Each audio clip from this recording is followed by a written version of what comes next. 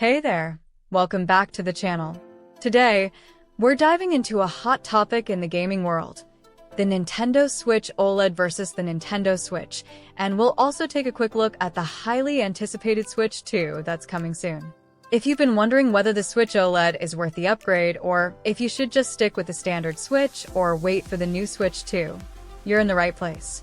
We're going to cover everything from the new display differences to performance, battery life, design changes, and of course, the future of Nintendo with the Switch 2. So, whether you already own a Switch or you're thinking about buying your first one, we've got you covered. By the end of this video, you'll have a much better idea of which model is right for you and what to expect in the future of Nintendo gaming. Before we get started, if you're excited about finding the perfect Switch or staying updated on the Switch 2, don't forget to like this video and hit that subscribe button. It helps us a ton and lets you stay updated on all the latest gaming news. Now, let's dive into the two current Switch models. The Nintendo Switch itself is super versatile, letting you play at home or take your gaming on the go.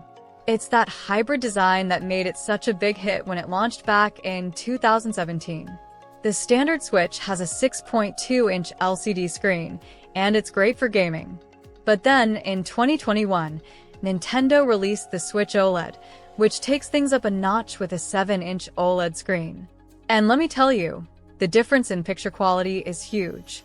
The colors are more vibrant, the blacks are deeper, and everything just pops. If you're someone who spends a lot of time playing in handheld mode, this is a game changer. The Switch OLED really stands out in terms of display, and it's clear that Nintendo made this one for gamers who want the best portable experience. But is it worth the extra money, or should you stick with the standard Switch? Let's find out.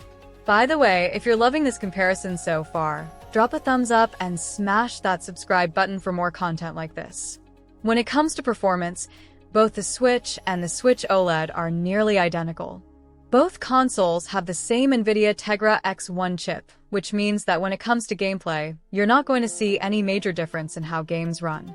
Whether you're playing Zelda, Breath of the Wild, or Super Mario Odyssey, the performance is going to be almost the same.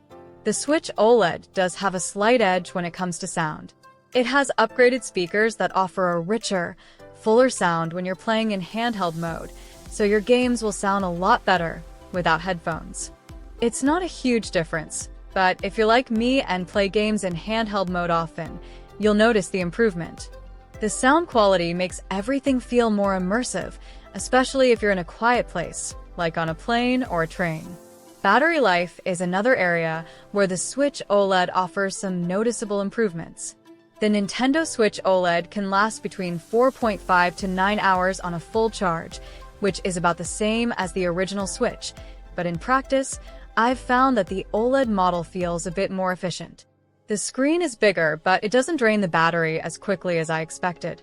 It's still going to depend on what game you're playing, but in general, you can expect to get through longer sessions without worrying about recharging.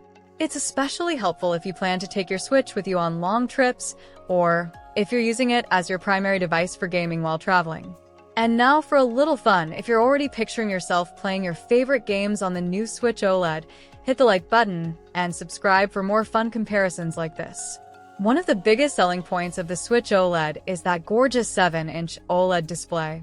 The colors are so vibrant, and the deep blacks really make the games pop. It makes everything look so much sharper and more detailed. Whether you're exploring the wilds of Zelda or getting into an intense Mario Kart race, everything just looks a little bit better on the OLED screen. The extra screen size, combined with those better colors, gives the console a more premium feel. It's a great upgrade for anyone who spends a lot of time playing in handheld mode. That said, there are still some things that the Switch OLED doesn't fix. One of the biggest issues with the Nintendo Switch, both the original and the OLED, is the Joy-Con drift. This issue happens when the Joy-Con controllers start to register movement on their own, even when you're not touching them.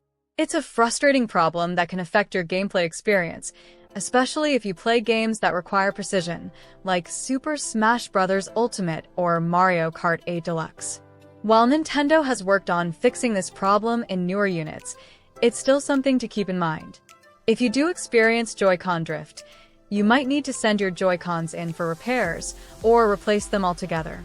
Now, let's talk about the Switch 2. If you're thinking of skipping the OLED version and waiting for the Switch 2, you're not alone. There's a lot of buzz around the Switch 2 and what it might bring to the table. Leaks and rumors suggest that the Switch 2 will be more powerful than the current models, with 4K output when docked and even better graphics. Imagine playing Breath of the Wild 2 or a brand new Super Mario game with next-gen graphics that rival the PlayStation 5 or Xbox Series X. The Switch 2 is rumored to have a stronger processor, which would allow for more demanding games, better performance, and improved visuals. It could truly be the